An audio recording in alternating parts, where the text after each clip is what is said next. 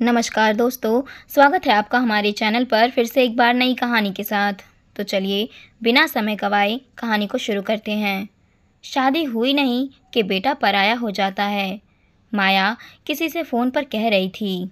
दीप की शादी हुए अभी तो केवल 15 दिन ही हुए हैं और अभी से उसमें इतना बदलाव आ गया है। पलक के सिवा उसे ना कोई दिखाई देता है, ना ही कुछ सूझता है। ठीक है कि पत्नी के साथ वह ज़्यादा से ज़्यादा वक्त बिताना चाहता है, पर माँ की उपेक्षा करना क्या ठीक है? यह सुनकर दीप हैरान रह गया। उसने अनुमान लगाया कि फ़ोन के दूसरी तरफ सोमा बुआ ही होगी। वही है जो इस तरह की बातों को शह देती है। वह भी तो हमेशा अपने बेटे बहू को लेकर नाराज़ रहती है। सब जानते हैं कि सोमा बुआ की किसी से नहीं बनती। वे तो सभी से परेशान रहती है और दूर पास का कोई ऐसा रिश्तेदार नहीं है जो उनके व्यंग्यवाणों का शिकार ना हुआ हो। अपने बेटे को तो वह सबके सामने जोरू का गुलाम तक कहने से नहीं चूकती है, पर माँ उसके बारे में ऐसा सोचती है, यह बात उसे भीतर तक झंझोर गई। घर में और तो किसी ने ऐसा कुछ नहीं कहा, तो माँ को ऐसा क्यों लग रहा है? पापा, उसकी बहन दीपा, किसी ने भी तो ऐसा कुछ जाहिर नहीं किया है जिससे लगे कि वह शादी के बाद बदल गया है। फिर माँ को ही क्यों लग रहा है कि वह बदल गया है?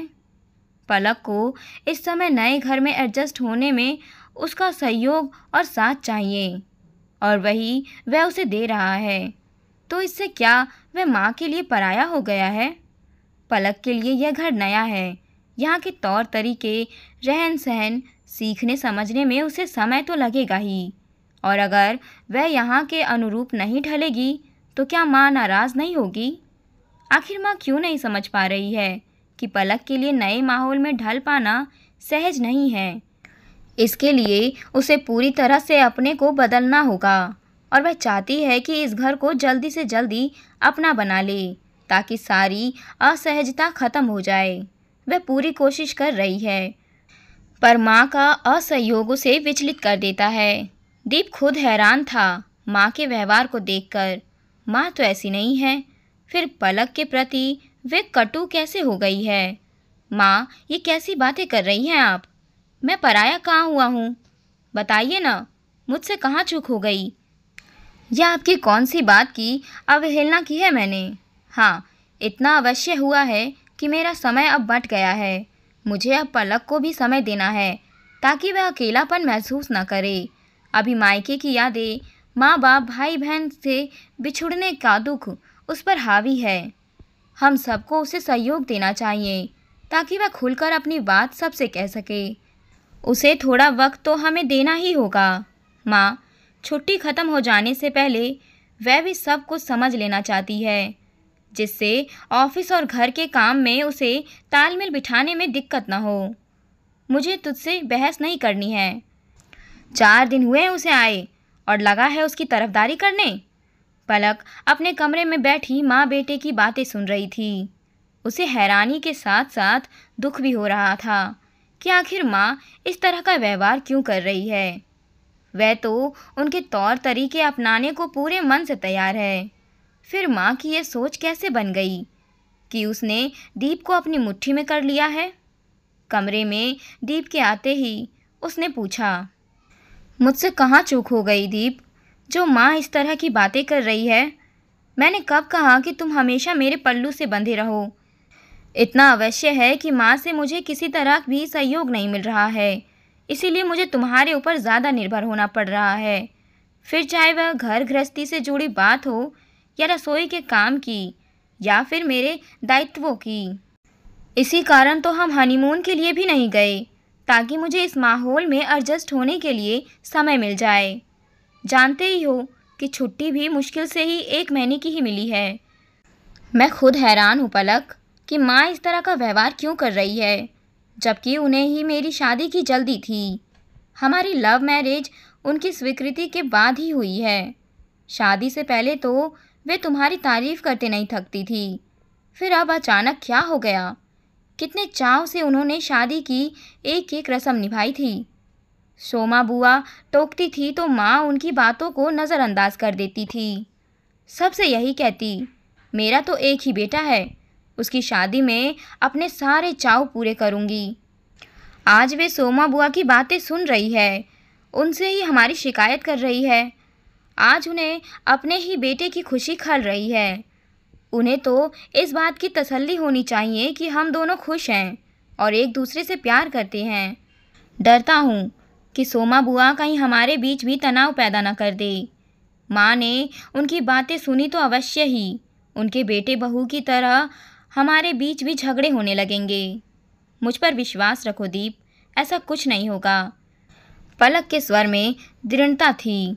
हमें माँ के भीतर चल रही उथल पुथल को समझकर उनसे व्यवहार करना होगा, उनके मनोविज्ञान को समझना होगा।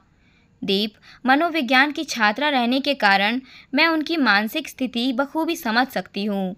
जब बेटे की शादी होती है तो कई बार एक डर माँ के मन में समा जाता है कि अब तो उसका बेटा हाथ से निकल गया। उसमें सबसे खराब स्थिति बेटे की होती है, क्योंकि वह किसकी सुने के चक्रव्यूह में फंस जाता है। त्रिशकुणी जैसे स्थिति हो जाती है उसकी। पत्नी जो दूसरे घर से आती है वह पूरी तरह से नए परिवेश में ढलने के लिए उस पर ही निर्भर होती है और माँ को लगता है कि बेटा जो आज तक हर काम उनसे पूछ कर करता था अब बीवी को हर बात बताने लगा है। बस यही वजह है जब माँ को लगता है कि उनकी सत्ता में सेंध लगाने वाली आ गई है और वह बहू के खिलाफ मोर्चा संभाल लेती है। लेकिन हमें माँ को उस डोर से बाहर निकालना ही होगा। पर यह कैसे होगा? दीप पलक की बात सुन थोड़ा असमंजस में था। वह किसी भी तरह से माँ को दुखी नहीं देख सकता था और ना ही चाहता था कि पलक और माँ के संबंधों में कटुता आए। यह तुम मुझ पर छोड़ दो दीप। बस ये ख्याल रखना कि माँ चाहे मुझसे जो भी कहे तुम हमारे बीच में नहीं बोलोगे।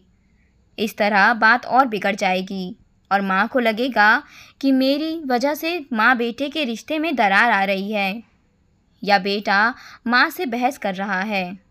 हालांकि उनकी जगह कोई नहीं ले सकता, पर फिर भी हमें उन्हें बार बार ये एहसास कराना होगा कि उनकी सत्ता में सेंध लगाने का मेरा कोई इरादा नहीं है। हर सदस्य की परिवार में अपनी तरह से अहमियत होती है, बस यही उन्हें समझाना होगा। उसके बाद उनके मन में सारे भय निकल जाएंगे। तब वे तुम्हें लेकर शंकित नहीं होगी कि तुम उनके बुढ़ापे का सहारा नहीं बनोगे। ना ही वे इस बात से चिंतित हो रहेंगी कि मैं उनके बेटे को उनसे छीन लूँगी। सही कह रही हो तुम पलक, मैंने भी कई घरों में यही बात देखी है। इसी की वजह से ना चाहते हुए भी मेरे दोस्त वैभव को शादी के बाद अलग होने को मजबूर होना पड़ा था। सास बहू की लड़ाई में वह पिस रहा था। यह देखकर उसके पापा ने ही उसे अलग हो जाने को कहा था। बेटा हाथ से ना निकल जाए का डर, यह अनिश्चितता की बुढ़ापे में कहीं वे अकेले न रह जाएं, बहू घर पर अधिकार न कर ले, बहू की बातों में आकर कहीं बेटा बुरा व्यवहार न करे या घर से न निकाल दे। ये बातें जब मन में पलने लगती है तो निराधार होने के बावजूद संबंधों में कड़वाहट ले आती है। मैं नहीं चाहता कि मेरे परिवार में ऐसा कुछ हो। मैं अपने माँ बाबा को किसी हाल में नहीं छोड़ सकता। दीप भावुक हो गया था। दीप अब अंदर ही बैठा रहेगा या बाहर भी आएगा? देखो तुम्हारे मामा मामी आए हैं। माँ के स्वर में झल्लाहट साफ झलक रही थी। दीप को बुरा लगा, पर पलक ने उसे शांत रहने का इशारा किया। बाहर आकर दोनों ने मामा मामी के पैर छुए। फिर पलक किचन में उनके लिए चाय नाश्ता लेने चली गई। दीदी, अब तो आपका मन खूब लग रहा होगा। पलक काफ़ी मिलनसार और खुशमिजाज लड़की है, बड़ों का आदर भी करती है। जब कुछ दिन पहले दीप और पलक घर आए थे तभी पता लग गया था, बहुत प्यारी बच्ची है। अपनी भाभी के मुंह से पलक की तारीफ सुन माया ने सिर्फ सिर हिलाया। यह सच था कि पलक उन्हें भी अच्छी लगती थी, पर उसकी तारीफ करने से वे डरती थी कि कहीं इससे उनका दिमाग खराब ना हो जाए। पलक उसकी हर बात को मानती थी, पर वे थी कि एक दूरी बनाए हुई थी। पता नहीं पढ़ी लिखी नौकरी वाली बहू बाद में कैसे रंग दिखाए। वैसे ही बेटा उसके आगे पीछे घूमता रहता है। ना जाने क्यों उनके अंदर एक खींच भर गई थी, जिसके कारण वे पलक से खिंची खिंची रहती थी, और इस वजह से उनके पति और बेटी भी उनसे नाराज़ थे। माँ, आप 1 मिनट के लिए यहाँ आएंगी? पलक ने 5 मिनट बाद आवाज़ लगाई। माँ, प्लीज़ मुझे बता दीजिए ना, मामा मामी को क्या पसंद है? आप तो सब जानती हैं। माया को यह सुनकर अच्छा लगा। पलक जब नाश्ता लेकर आ रही थी तो उसने मामी को कहते हुए सुना, मानना पड़ेगा दीदी, इतनी पढ़ी लिखी होने पर भी पलक में घमंड बिल्कुल नहीं है, वरना कमाने वाली लड़कियां तो आजकल रसोई में जाने से ही परहेज़ करती है। उस दिन जब हमारे घर आई थी तभी परख लिया था मैंने कि इसके नखरे तो बिल्कुल नहीं हैं। मेरी भाभी की बहू को ही देख लो, उसने शादी के बाद ही साफ कह दिया था कि घर का कोई काम नहीं करेगी, नौकर रखो या और कोई व्यवस्था करो, उसे कोई मतलब नहीं है। भाभी की तो उसके सामने एक नहीं चलती। आपको तो खुश होना चाहिए, बेटा बहू दोनों ही आपको इतना मान देते हैं। अरे अभी उसे आए दिन ही कितने हुए हैं, ऑफिस जाना एक बार शुरू करने दो, सारे रंग सामने आ जाएंगे। पलक को आते देख माया एकदम चुप हो गई। पलक को बुरा तो बहुत लगा, पर वह हंसते हुए नाश्ता परोसने लगी। दीप अंदर ही अंदर कुढ़कर रह गया था। वह कुछ कहना ही चाहता था कि पलक ने उसे इशारे से मना कर दिया। मामी ने महसूस किया कि माया पलक के प्रति कुछ ज़्यादा ही कटु हो रही है, और दीप को अच्छा न लगना स्वाभाविक ही था। जाते जाते वे बोली, दीदी, हो सकता है आपको मेरा कुछ कहना अच्छा न लगे, पर आप पलक के बारे में कुछ ज़्यादा ही गलत सोच रही हैं। हो सकता है उसमें कुछ कमियां हो, तो क्या हुआ, वे तो सभी में होती है। बच्ची को प्यार दोगी तो वह भी आपका सम्मान करेगी। मुझे तो लगता है कि वह आपके जितना निकट आना चाहती है, आप उससे उतनी ही दूरियां बनाती जा रही हैं। दीप की खुशी के बारे में सोचो, पलक की वजह से ही वह चुप है, पर कब तक चुप रहेगा? बेटा चाहे वैसे दूर ना हो, पर आपकी सोच की वजह से दूर हो जाएगा। बहू बेटे को छीन लेगी, यह डर ही आपके रिश्ते को में दरार लाने के लिए मजबूर कर रहा है। पलक को खुले दिल से अपना लीजिए, वरना बेटा सचमुच छिन जाएगा। सही तो कह रही थी तुम्हारी भाभी। रात को मौका पाते ही उनके पति ने उन्हें समझाना चाहा, इतनी अच्छी बहू मिली है, पर तुमने दूसरों के बेटे बहू के किस्से सुनकर एक धारणा बना ली है जो निराधार है। आज वह हर बात तुमसे पूछ रही है, लेकिन अगर तुम्हारा यही रवैया रहा तो दीप ही सबसे पहले तुम्हारा विरोध करेगा। सोचो, अगर पलक उसे तुम्हारे खिलाफ भड़काने लगे तो क्या होगा? सोमा की बातों पर मत जाओ। बहू को दिन रात ताने देकर उसने संबंध खराब किए हैं। नए घर में जब एक लड़की आती है तो उसके कुछ सपने होते हैं, वह नए रिश्तों से जुड़ने की कोशिश करती है, पर तुम हो कि उसकी गलतियां ही ढूंढती रहती हो। इस तरह तुम दीप को दुखी कर रही हो। क्या तुम नहीं चाहती कि तुम्हारा बेटा खुश रहे?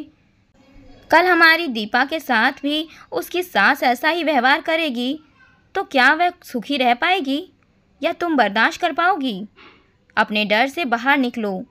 माया और पलक व दीप पर विश्वास करो। पूरी रात माया कश्मकश से जूझती रही।